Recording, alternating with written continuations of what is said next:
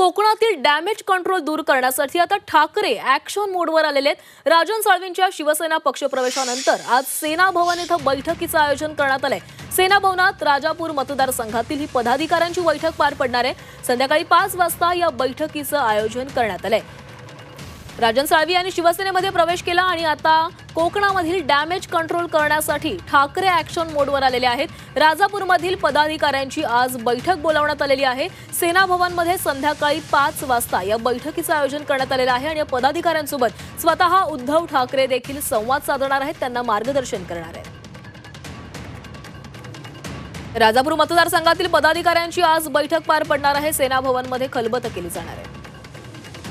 या संदर्भात अधिकची माहिती घेऊयात, आमचे प्रतिनिधी कृष्णात पाटील आपल्या सोबत आहेत। कृष्णात, कोकणातील डॅमेज कंट्रोल दूर करण्यासाठी आता ठाकरेच सरसावलेले आहेत, त्यांनी पुढाकार घेतलेला आहे। आज शिवसेना पदाधिकाऱ्यांची बैठक पार पडतीये। काल मातोश्रीवर देखील शिवसेनेच्या नेत्यांची बैठक ही उद्धव ठाकरेंच्या उपस्थितीत पार पडली होती। त्यानंतर खास करून राजापूरमध्ये माजी आमदार राजन साळवी यांनी पक्षप्रवेश शिंदे गटात केल्यानंतर आता तिथलं पदाधिकारी आणि संघटनात्मक प्रकारचे खालच्या पातळीवरचे जे शिवसैनिक आहेत त्यांनी शिवसेना सोडू नये यासाठीची ही बैठक आयोजित करण्यात आली आहे पदाधिकाऱ्यांची। आणि या बैठकीमध्ये प्रामुख्यानं येत्या काळामध्ये संघटनात्मक ताकद राजापूरमध्ये वाढवण्यासाठीची नियोजन जे आहे केलं जाणार आहे।